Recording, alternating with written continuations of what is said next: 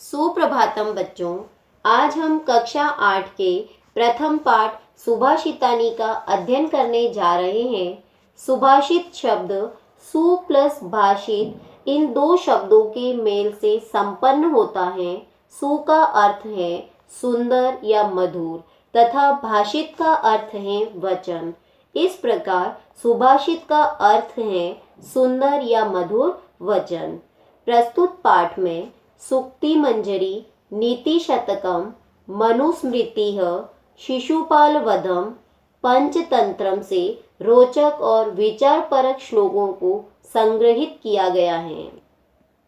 पहला श्लोक है गुणा गुणज्ञेषु गुणा भवन्ति ते निर्गुणं प्राप्य भवन्ति दोषाः सुस्वादुतोयाः प्रभवन्ति नद्यः समुद्रम आसाद्य भवन्त्यम अपेयाः। अर्थात गुण गुणवान व्यक्ति में ही गुण के रूप में होते हैं।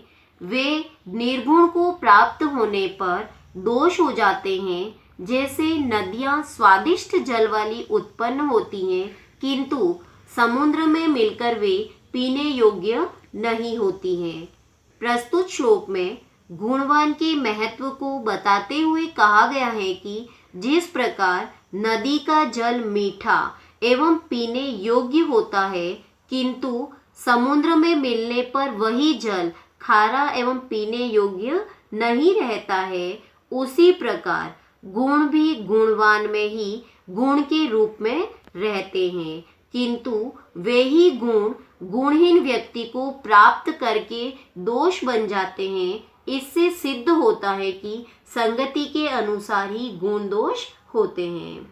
दूसरा श्लोक साहित्य संगीत कला विहीनः साक्षात् पशुः पुच्छ विषाणहीनः तृणं न खादन्नपि जीवमानः तद्भागधेयं परम पशूनाम। अर्थात साहित्य, संगीत और कला से रहित मनुष्य पूंछ और सींग के बिना साक्षात पशु के समान है। घास न खाते हुए भी वह मनुष्य जीवित है। यह पशुओं का परम सौभाग्य है।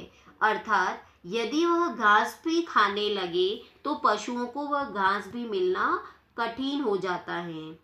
अर्थात इस श्लोक में साहित्य, संगीत एवं कला से रहित मनुष्य को साक्षात पशु बताया गया है। ऐसे मनुष्य में केवल यह अंतर है कि उसके पूंछ एवं सींग नहीं होते हैं तथा वह घास नहीं खाता है। यह पशुओं का सौभाग्य है, अन्यथा उन्हें घास भी खाने को प्राप्त नहीं होगी। तीसरा श्लोक लुब्धस्य नश्यति यशः पिशुनस्य मैत्री नष्टक्रियस्य कुलम अर्थपरस्य धर्मः विद्याफलं व्यसनिनः कृपणस्य सौख्यं राज्यं प्रमत्त सचिवस्य नराधिपस्य। अर्थात लोभी का यश नष्ट हो जाता है, चुगलखोर की मित्रता, नष्ट क्रिया वाले का कुल, धन परायण का धर्म और बुरी लत वाले या बुरी आदत वालों की विद्या का फल और कंजूस का सुख तथा मदमस्त मंत्री वाले राजा का राज्य नष्ट हो जाता है। इस श्लोक में अनेक प्रकार के दुर्गुणों को त्यागने की प्रेरणा देते हुए तथा उन दुर्गुणों के दुष्परिणाम का उल्लेख करते हुए बताया गया है कि लोभी व्यक्ति का यश, चुगलखोर की मित्रता, कर्महीन का कुल, केवल धन के लालची का धर्म, व्यसनी का विद्यारूपी फल और कंजूस का सुख तथा अभिमानी मंत्रियों वाले राजा का राज्य नष्ट हो जाता है।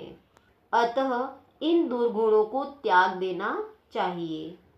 तो बच्चों, आज हमने सुभाषितानी पाठ के 3 श्लोकों का अध्ययन किया।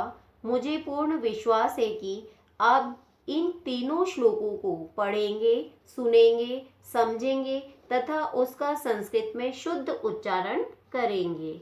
धन्यवाद। गृहे वसतु, सुरक्षितं वसतु।